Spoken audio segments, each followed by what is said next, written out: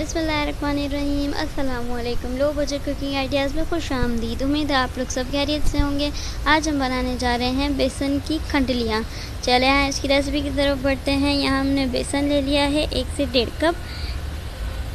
इसी के साथ सारे मसाले भी इसी में चले जाएंगे। 1 चम्मच पिसी हुई मिर्च ले ली थी, 1 चम्मच नमक ले लिया है, 1 चम्मच ही ज़ीरा ले लिया है और एक प्याज चॉप कर ली थी मैंने, वो भी इसमें डाल दी है। हरा धनिया की थोड़ा सा मैंने आधी गड्डी ले ली थी, उसे भी मैंने चॉप कर लिया था, वो भी डाल दिया है। अदरक लहसुन का पेस्ट मैंने इसमें डाल दिया। अब इसे इतना पानी डालेंगे कि ये अच्छा सा थिक हो जाए ये, और इसमें गुठलियाँ बन रही हैं उसे भी पानी डाल के अच्छे से सेट कर लेंगे। फिर से चूल्हे पर रख देंगे जब तक ये हो रहा है, जब तक हम ग्रेवी की तरफ बढ़ते हैं इसकी।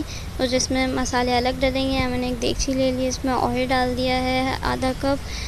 मुझे अंदाज़ा था इसलिए मैंने डाल दिया, आप देख के डालिएगा। यहाँ मैंने 1 चम्मच ज़ीरा ले लिया है, 1 चम्मच हल्दी ले ली है और अदरक लहसुन का पेस्ट जो बचा था वो भी मैंने इसी में डाल दिया है। और 1 से आधा चम्मच हमने पिसा हुआ धनिया ले लेना है, वो भी मैंने इसमें डाल दिया है। पिसी हुई मिर्च 1 चम्मच ले लिए और दही 1 कप, वो भी मैंने इसी में ही डाल दिया है। देखिए इसको अब अच्छे से फ्राई कर लेंगे ताकि इसका कलर चेंज हो जाए। और 1 चम्मच नमक जो मैं डालना भूल गई थी वो भी मैंने डाल दिया है इसमें।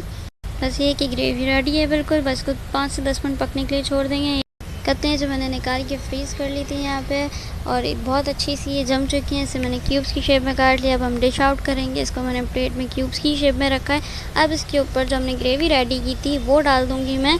ग्रेवी भी बहुत अच्छी रेडी हो गई थी। यहाँ पे ऑयल भी खुद ही आ गया था, उसका बहुत अच्छा सा कलर आ गया था ग्रेवी का, जैसे आप दिख रहा है आपको। आपने ज़रूर ट्राई करना है और मुझे कमेंट में बताना है कैसी बनी थी बेसन की कतलियाँ। और मेरे चैनल को सब्सक्राइब करना नहीं भूलिएगा। मिलते हैं नेक्स्ट वीडियो में। अल्लाह हाफ़िज़।